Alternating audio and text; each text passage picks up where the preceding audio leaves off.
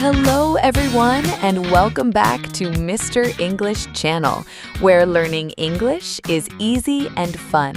I'm Emily. Hello, Emily. Hi, everyone. We are so thrilled that you are joining us today for a very exciting and special episode. Exactly, Paul. Today we are doing something totally different from our usual lessons, and honestly, it is super fun. It really is. Today is our ultimate English listening challenge, and we're putting your ears to the real test. That's right. Have you ever wondered if you can actually understand real, fast native English out in the real world? Well, today you're going to find out. And don't worry, because we are right here with you the whole time. Here's how the game works today. We're going to play 3 short natural English conversations for you. We will speak at normal native speed, just like 2 friendly Americans chatting on the street or in a store. Your job is just to listen closely. We'll play the conversations straight through without stopping, and there's no help on your first try. And please do not stress at all if you miss a few words. That is completely normal and is part of the game. Exactly. After each conversation, Paul and I will go back and review the whole dialogue together with you step by step. We will explain all the tricky parts like fast speech, slang words, and those casual contractions that always trip people up.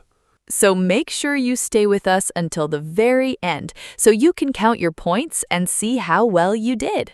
Are your ears ready for the game? Let's jump right into challenge number 1. Awesome. For this first challenge, we're starting at an easy and comfortable level, around A1 or A2.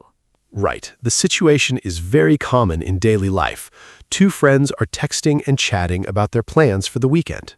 Listen carefully to how we make informal suggestions and ask about free time. Okay, here we go. Hey there. What are you up to this Saturday? Not much, honestly. I'm just hanging out around the house. Why? What's up? Well, I'm going to check out that new coffee shop downtown. Want to come with me? Oh yeah, I'd actually love to. What time are you thinking? How about around 10 in the morning? We can grab some coffee and maybe a delicious pastry or something. That sounds great to me. Should we meet right in front of the shop?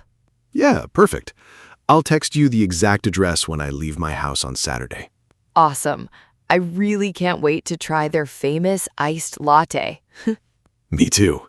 All right, I will see you Saturday morning at 10. See ya. Have a really good week at work. And that is the end of conversation number 1. How did you do out there on your very first test? Hopefully you caught the main idea. 2 friends happily agreed to get coffee together this Saturday morning at 10 o'clock. Exactly. But let's look back at a few fast-spoken phrases that might have sounded a little blurry to your ears. First, right at the very beginning, Paul asked me a great question. What are you up to this Saturday? Yes. To be up to something is just a very casual Native American way to ask, what are your plans? Right. So if a coworker or friend says, "What are you up to today?" they just want to know what you are doing. It is much more natural than asking, what are your planned activities for the weekend? Totally. And then notice how Paul invited me to go with him. He said, "I'm gonna check out that new coffee shop." That word gonna is absolutely everywhere in spoken American English. It is simply short for the words going to. Exactly. And right after gonna, Paul used another super common reduction when he asked me, "Wanna come with me?" Wanna is short for want to. Native speakers combine those words automatically whenever we speak at natural speeds. We really do. So instead of saying, "Do you want to come?" it becomes a quick, friendly, "Wanna come?" You will hear gonna and wanna in movies, TV shows, and real conversations every single day, so get comfortable with them. Next, did you notice the interesting phrasal verb Paul used? He said he wanted to check out the new coffee shop. Oh yeah, to check out something just means to go see it, to examine it, or to try it for the first time. You can check out a new restaurant, a cool new movie, or even a fun new YouTube channel. Exactly. It is a fantastic phrase to use whenever you are exploring something new in your town or city. And what about when Paul suggested having some food? He said, we can grab coffee and maybe a pastry or something. Right. The verb grab literally means to take something quickly with your hand, but in casual English, it means to get food or drinks. Yes, if an American says, let's grab lunch or let's grab a coffee, they simply mean let's go buy some and eat together. It sounds so much more relaxed and natural than saying, let us purchase and consume beverages together. It sure does. Finally, at the very end of our chat, I said see ya instead of the formal see you. Yes, in casual everyday speech, the word you almost always turns into a short, relaxed ya sound at the end of sentences. So, see ya or see ya later is the most natural way to say goodbye to a close friend or family member. Great job on completing that first review. If you understood most of that weekend plan conversation, give yourself 1 point. You are doing fantastic. Now let's move right along to challenge number 2, which steps up the difficulty just a little bit. That's right. This second conversation is around a solid A2 level, and it takes place in a completely different everyday setting. Today, we are in a clothing store. One person is a customer, and the other person is a helpful store employee. We're talking about returning an item and finding the right size, so listen closely for practical shopping vocabulary. It is just a tiny bit faster this time, and there are some neat idioms. Focus your ears, and here we go. Hi there. Welcome into the store. How can I help you out today? Hi, I'd like to return this blue sweater, please. It just didn't fit me right when I tried it on at home. No problem at all.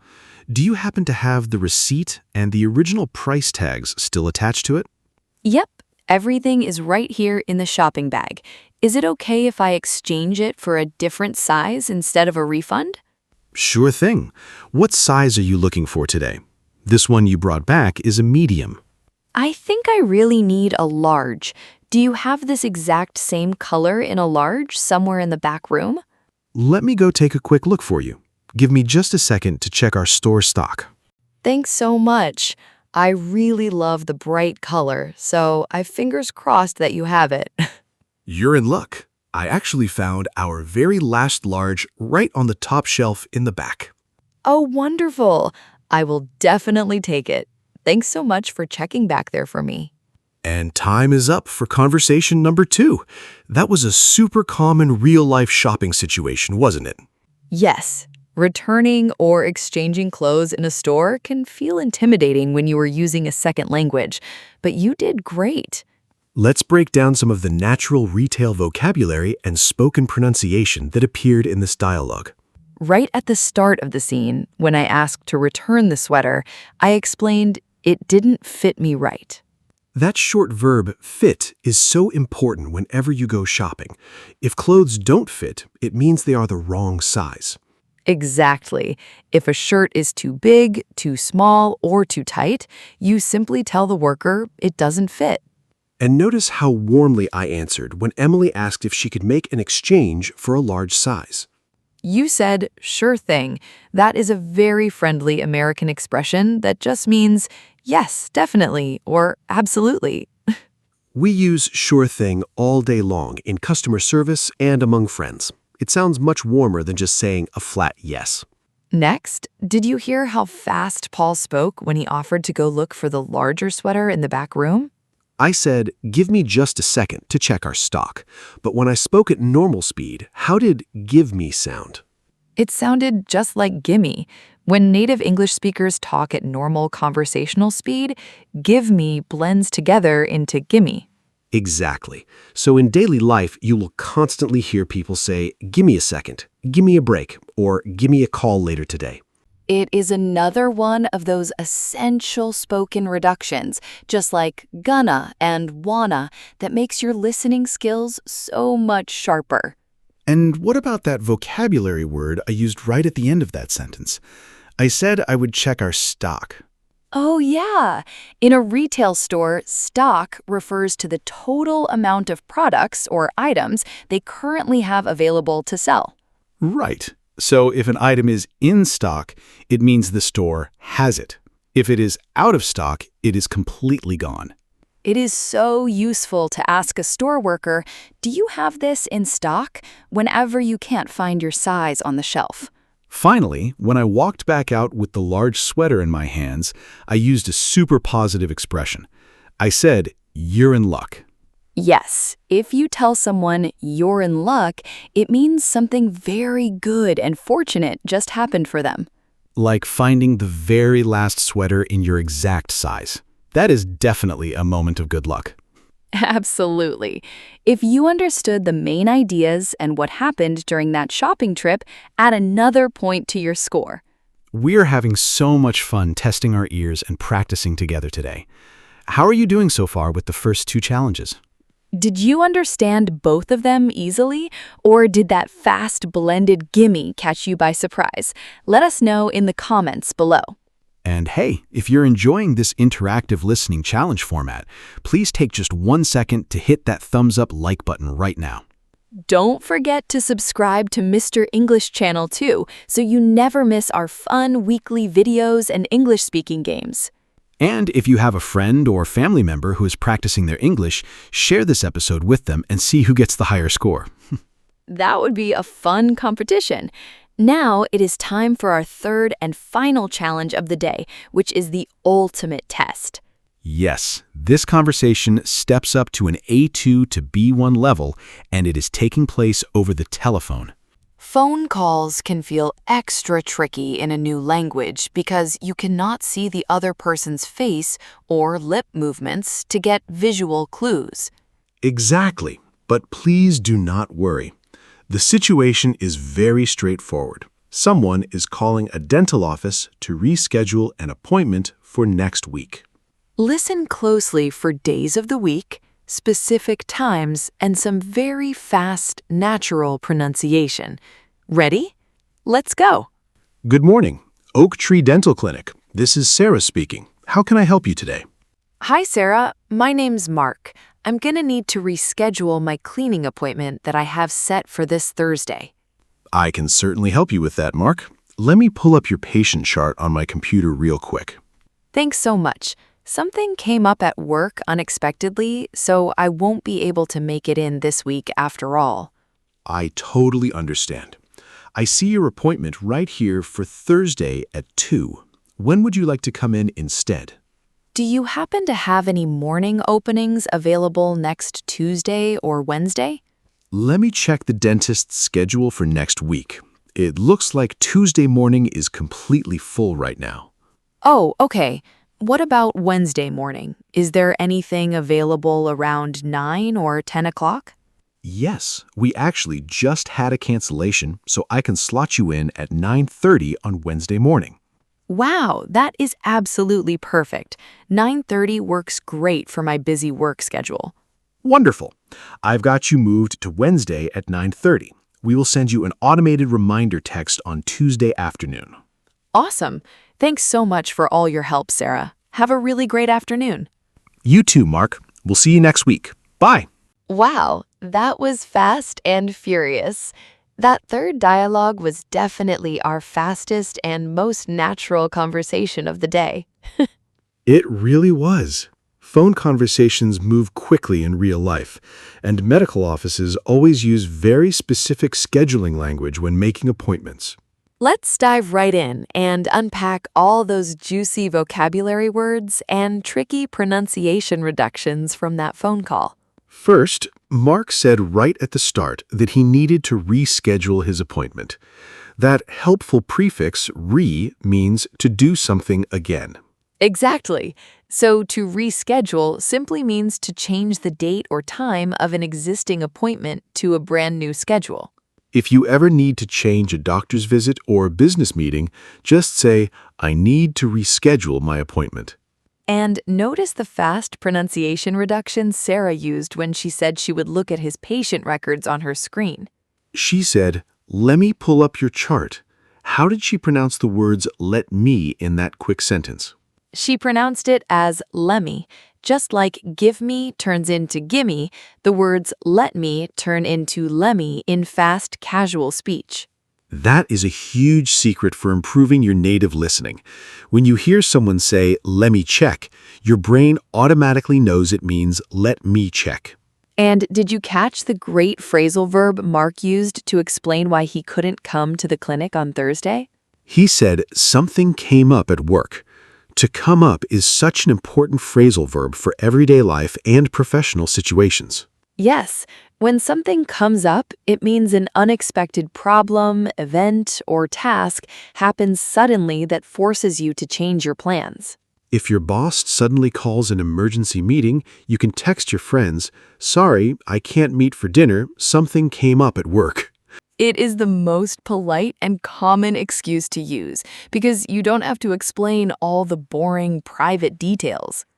Later in the call, Mark asked a very polite question. Do you happen to have any morning openings next Tuesday?